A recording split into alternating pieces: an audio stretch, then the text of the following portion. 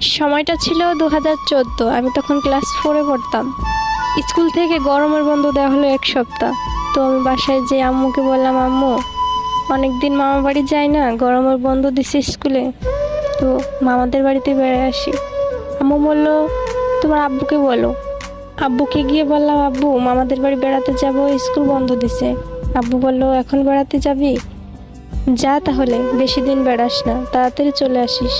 আম্মু বলল আজ তো বৃহস্পতিবার, কাল যাস, কাল তো শুক্রবার, কাল আমি ডাক্তার কাছে যাব, ওখান থেকে ওষুধ কিনে নিয়ে তোর এগিয়ে দিয়ে আমি চলে আসব।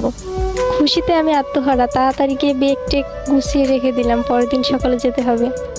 মামাদের বাসা আমাদের বাসা থেকে বেশি দূর না, 20 টাকার ভাড়া। আম্মু ওষুধ কিনে আমাকে মামা বাড়ি রেখে বাসায় চলে গেল। দিনটা খুব ভালোই কাটছিল আমার মামা বাড়ি গিয়ে। আমরা এক ব্যাচের কয়জন ছিলাম, মামাতো ভাই মামাতো বোন। অনেক ভালো লাগতো মামাদের বাড়িতে গেলে। মাঝখানে একটা দিন চলেও গেল। রোববার সকালবেলা খাওয়া দাওয়া শেষ করে বাড়ির পিছনের বাগানটাতে খেলা করছিলাম কয়জন মিলে। হঠাৎ করে দেখি আমার আব্বু এসে বলতেছে, তামান্না এদিকে আয়। আমি বললাম, আব্বু তুমি কখন আসলা? আব্বু বলতেছে, এই তো এখন আসছি, চল বাড়ি চল। আমি বলতেছি, কেন আব্বু? 2 দিনই তো হয়নি, এখনো আসছি। আব্বু বলতেছে, তোকে ছাড়া ভালো লাগে না বাড়ি, বাড়িটা ফাঁকা ফাঁকা লাগে, চল আমার সাথে চল, বাজার করে নিয়ে ওদিক দিয়ে চলে যাব। সেদিন ছিল হাটের দিন, আমাদের ওখানে হাট বসতো রবিবারে। আমিও জেদি বাচ্চা, আমি বললাম না আমি যাব না এখন, তুমি চলে যাও, আমি কদিন থেকে তারপর যাব। আমার আব্বুর মুখটা কেমন জানি ভারী হয়ে গেল। 20 টাকা হাতে দিয়ে বলল, আচ্ছা ঠিক আছে, কিছু কিনে খাস। তাই বলে বেশিক্ষণ আর দাঁড়ালো না আব্বু, তাড়াতাড়ি বাড়ির দিকে রওনা দিল।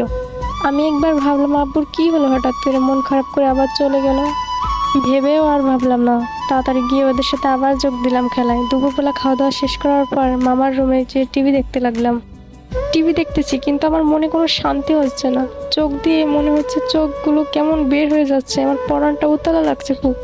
জানি না কেন এমন হচ্ছে কেন। আমার রুম থেকে একবার বাইরে বের হচ্ছি, আবার রুমে ঢুকছি, টিভি দেখছি, তবুও মনে কেমন জানি লাগছে, চোখ দিয়ে এমনি এমনি পানি বের হচ্ছে, মনের ভিতর শান্তি পাচ্ছি না। হঠাৎ করে কে জানি আমার আন্টির ফোনে ফোন দিছে। ফোন দেওয়ার পর 4-5 জনে মিলে পিস পিস করে কি জানি বলছে। আমার কাছে মনে হচ্ছে ওরা আমার কাছে কিছু লুকাচ্ছে।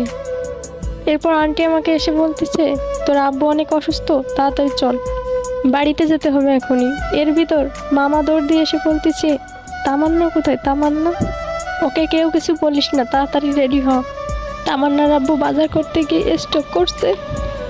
দৌড় দিয়ে ঘর থেকে বের হলাম। বললাম, আন্টি কি হয়েছে? আব্বুর কি হয়েছে? বলতেছে তোর আব্বু অনেক অসুস্থ, তাড়াতাড়ি চল। কিচ্ছু হয় না, সব ঠিক হয়ে যাবে। এই কথা বলে আন্টিও কান্না করে